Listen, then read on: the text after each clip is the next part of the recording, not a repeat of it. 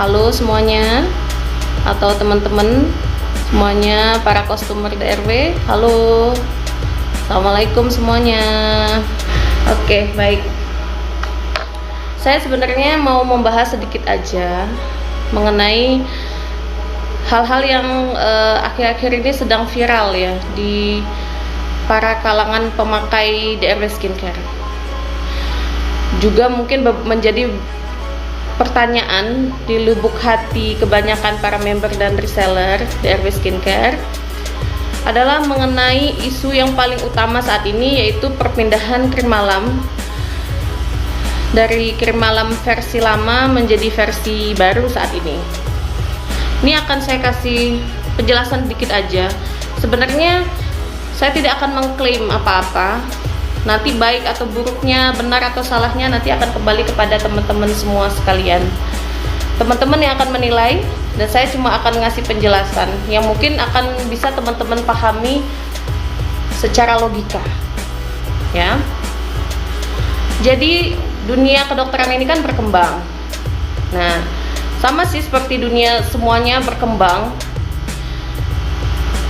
Dan terutama di bidang estetik ya, tentu saja juga ikut perkembangan itu. Sangat-sangat berkembang, terutama di beberapa tahun terakhir ini. Nah, begitu juga dengan DRW Skincare. Nah, ini kan karena kita mengikuti perkembangan, dan akan saya contohkan sedikit ya, sedikit saja di dunia kedokteran yang lain. Misalnya teman-teman sakit kepala. Kalau zaman dulu kita sakit kepala itu obatnya apa sih? Misalnya kita ke dokter, cuman akan dikasih obat untuk anti nyeri. Itu yang pertama. Kenapa langsung dikasih obat anti nyeri? Ya supaya kita segera bisa istirahat lagi, supaya kita bisa segera makan lagi dengan benar, supaya pikiran kita juga jadi tenang karena udah nggak sakit lagi. Jadi memang lini pertama dalam pengobatan adalah mengobati gejala. Dan itu berlaku untuk kebanyakan penyakit-penyakit. Mengobati gejala itu adalah pertama kali yang dilakukan oleh dokter supaya memberikan rasa nyaman pada pasien. Penyebab dari sakitnya kita. Apa itu penyebabnya? Misalnya tadi sakit kepala. Ternyata sakit kepala nggak cuman karena misalnya lagi bokeh, lagi nggak punya uang, atau lagi banyak pikiran, stres. Ternyata penyebabnya sangat luas. Jadi penyebab sakit kepala kan bisa macam-macam. Ternyata dari mata bisa, misalnya dari telinga, sakit telinga, misalnya dari gigi juga bisa, atau kelainan-kelainan organik di otak, dari hormonal juga bisa. Jadi banyak sekali penyebabnya. Nah, sekarang kita bawa itu pengaplikasian ke DRW ya. Jadi kalau dahulu pada saat dunia kedokteran masih di tahun 2015, pada saat DRW Skincare berdiri, tentu saja yang pertama kali DRW lakukan adalah kita sebagai seorang dokter mengatasi keluhan dari pasien yang datang. Orang datang dengan flek, orang datang dengan jerawat, tentu saja yang berat ya. Kalau datang ke dokter pasti keluhannya semuanya, tidak ada yang cuman contohnya sekedar pengen cerah gitu aja. Biasanya rata-rata bermasalah. Dia sudah bolak-balik pengobatan, dia sudah bolak-balik pakai krim OTC. OTC itu over the counter, yaitu krim-krim yang dijual bebas, yang dibeli bebas di pasaran. Udah bolak-balik berbagai merek, ganti-ganti merek, tapi ternyata tidak atau belum mempan juga. Nah, itu udah kebanyakan seperti itu pasien DRW Skincare. Nah, datang ke dokter, ya tentu saja kita harus memberikan pengobatan yang bisa langsung menghentikan gejala atau membantu dia supaya gejalanya bisa berkurang. Misalnya flek, ya kita kasih obat untuk atau kita kasih racikan atau juga krim untuk flek. Begitu juga untuk jerawat, kita kasih obat untuk jerawat. Di mana pasien itu membutuhkan pengobatan yang cepat. Seperti itu adalah gold standar pengobatan pertama kali.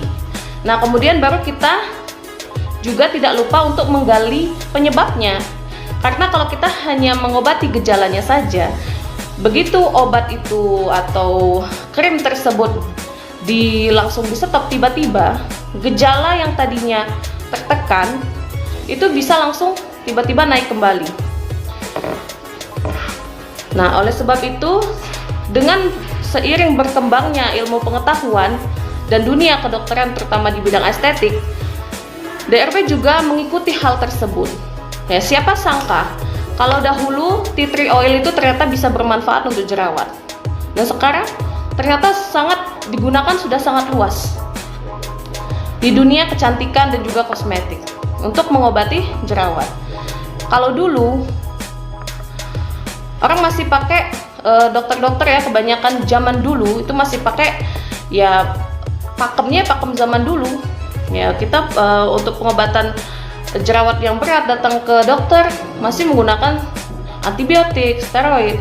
Ternyata setelah begitu banyak penelitian, ternyata bisa loh ngobatin jerawat dengan tea tree oil, kemudian obat-obat jerawat yang lain seperti BHA, asam salisilat ya, kemudian dengan sulfur, ternyata itu bisa juga bermanfaat. Nah, tapi bedanya apa? Ketika sudah pakai ingredients lain itu, tentu saja harus ada proses. Nah ya, ketika kita sudah mengobati penyebab atau kita memperbaiki kulit dari dalam, itu membutuhkan proses yang panjang. Nah, proses yang panjang itu tergantung orangnya. Ada yang 1 bulan cukup, ada yang 2 bulan, ada yang 3 bulan, ada yang 6 bulan, bahkan ada yang butuh 1 tahun. Itu kalau kita sudah ngomongin nyembuhin dari dalam. Tapi kalau kita cuma ngomongin nyembuhin keluhan saja, ya kita tentu saja bisa, hanya dalam waktu yang cepat. Begitu ya, seperti itu logikanya. Ketika kita juga misalnya tadi sakit kepala, bisa nggak kita nggak perlu tahu penyebabnya apa? Kita cuman mikirin ya udah, yang penting minum obat sakit kepala aja. Kalau sakit kepala minum obat, kalau sakit kepala minum obat. Bisa nggak kayak gitu? Ya bisa, ya terserah. Tapi kan kalau kamu ke dokter, kan nggak kayak gitu cara mainnya. Dokter mungkin awal ngasih obat untuk meredakan sakit kepala, tapi setelahnya kan dokter nggak mau kayak gitu terus-terusan. Pasti ayo kita cari penyebabnya. Supaya apa? Supaya tuntas sakit kepalanya, supaya nggak kumat-kumatan. Begitu juga kamu flek, kamu jerawat. Oke, kita obatin jerawatnya, kita obatin fleknya. Mau cara yang gimana? Yang cepat? Oke, punya, bisa. Tapi apa mau terus-menerus seperti itu?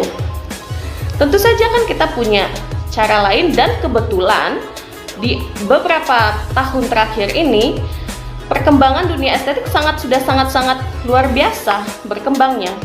Bahkan beberapa ingredients yang tadinya hanya dianggap sebagai obat biasa, seperti misalnya saya kasih beberapa contoh ya, seperti asam tranexamat. Itu tadinya sebagai obat-obat untuk apa tuh? Untuk menghentikan pendarahan. Ya, mungkin teman-teman bisa googling.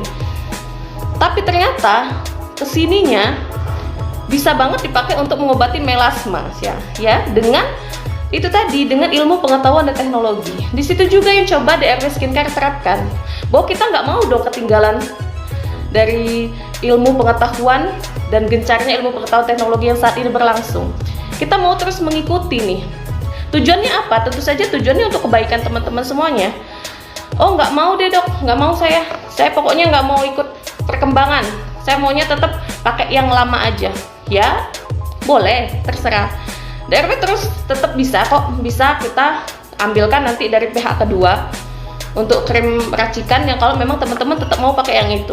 Tapi kalau DRW Skincare, kita sudah komitmen, kita pengen ngikut dunia perkembangan, kita pengen ikut dunia kedokteran yang sudah berkembang saat ini. Bahwasannya, oh ternyata nggak harus pakai hidroquinone untuk ngobatin melasma, ternyata nggak harus pakai steroid untuk menekan keluhan-keluhan. Ternyata ada banyak, ada beberapa ingredients lain yang bisa kita pakai untuk ngobatin pasien-pasien kita, ya. Tapi apa akibatnya? Apakah akan sebagus yang pertama? Apakah akan secepat yang pertama? Tentu saja semuanya itu akan berproses. Kalau mau yang cepet, ya cuman ngobatin gejala. Sama semua penyakit seperti itu. Mau kamu sakit emah, mau kamu sakit perut, sakit mata, sakit kepala, sakit apapun. Kalau mau yang hanya hitungan jam, atau hitungan hari, atau hitungan minggu bisa teratasi, itu adalah gejala. Sekali lagi catat gejala. Tapi kalau kamu mau mengatasi apa yang dari dalam penyebabnya, yaitu kita harus pakai ingredients yang lain yang bisa ngobatin penyebabnya. Nah, kalau kita sudah ngobatin penyebab, membicara tentang penyebab, itu tadi butuh waktu lama. Yang kedua tentu saja butuh kesabaran. Yang ketiga, ini efeknya memang tidak sekuat yang pertama. Jadi selain waktu dan kesabaran, juga mungkin efeknya tidak langsung tampak, ya.